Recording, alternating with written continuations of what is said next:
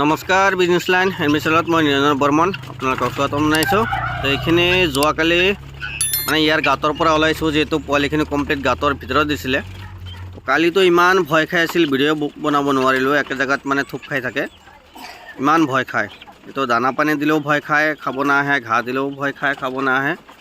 তো আজি এই মূলা কেইটামান উঠাই দিছোঁ, চাওক কিমান ধুনীয়াকৈ খাই আছে। আৰু এও 1.5 মাহ হৈছে ইয়াৰ বয়স, চাওক 1.5 মাহ 2 মাহ হ'লে আমি এইবিলাক চেল কৰি দিওঁ।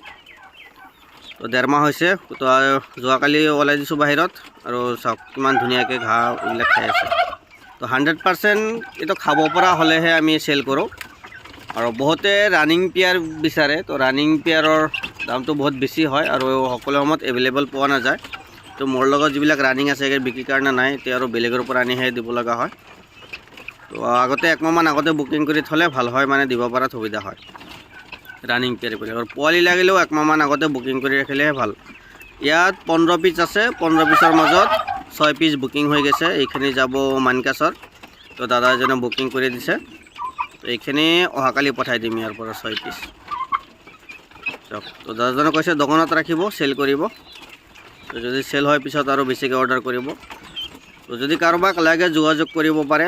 অল নৰ্থ ইষ্ট ডেলিভাৰী দিয়াৰ সুবিধা আছে, যিটো বৰ্তমান ঠাণ্ডা ছিজনত ভাল। যিমানে লং জাৰ্ণি নহওক কিয় কোনো ধৰণৰ প্ৰব্লেম নহয়, কিন্তু বেছি গৰমত হ'লে অসুবিধা হয়। যিহেতু বাছৰ ডিকিত লৈ যায়, ডিকিত ল'লে মানে 2-1 পিচ মৰ্টেলিটি হোৱাৰ চান্স থাকে বেছি গৰমৰ দিনত, কিন্তু বৰ্তমান ঠাণ্ডাৰ দিন একো প্ৰব্লেম নাই। চাবচোন কিমান ধুনীয়াকৈ খাই আছে পাতবিলাক, আৰু ইয়াৰ কোৱালিটিটো বহুত ভাল। এইটোৰ ব্ৰিডৰ নামটো মই সিমান 100% নাজানো, যিহেতু পালন কৰি আছোঁ, কিন্তু নামেই নাজানো ইয়াৰ বহুত কেইটা ব্ৰিড আছে। কিন্তু এইটোতে মোটামুটি 3 কিলো 4 কিলো ওজন আহি যায় এইটো ব্ৰিডৰ। যিটো ডাঙৰবিলাক আছে 3 কেজিকৈ ওজন আছে ইয়াৰ। আৰু কিছুমানে মাংসৰ কাৰণে বনায়, চেল কৰে, মাংসৰ কাৰণে বহুতে বনায়, সেইবিলাক 4 কেজিমান ওজন আহি যায় ব্ৰইলাৰ ফিট খোৱালে। তো চাওকচোন কিমান ধুনীয়া। এনেই নৰ্মেলি ইয়াৰ মাকবিলাক 3 কেজি 3.5 কেজি এনেকুৱা ওজন আছে। আৰু যিবিলাক বেছি লোকেল হয় তো 1.5 কেজি বা হায়েষ্ট 2 কেজিমান ওজন আহে। তো যদি কাৰোবাক লাগে যোগাযোগ কৰিব পাৰে। অল নৰ্থ ইষ্ট ডেলিভাৰী দিয়াৰ সুবিধা আছে, কিন্তু আমাৰ কেছ অন ডেলিভাৰী দিয়াৰ সুবিধা নাই।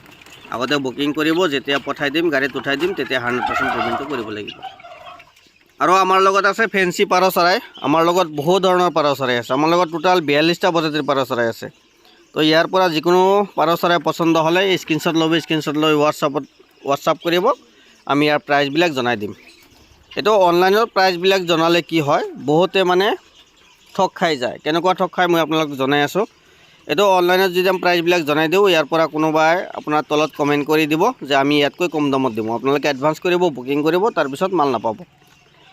আমাৰ 100% গেৰাণ্টি থকা বিজনেছ হয়, কোনো ধৰণৰ ফ্ৰড নহয়। ফ্ৰড আছে, বহুত ফ্ৰড আছে আজিকালি, ফ্ৰডৰ পৰা সদায় বাচি থাকিব। যদি কাৰোবাক কিবা লাগে যোগাযোগ কৰিব। ধন্যবাদ।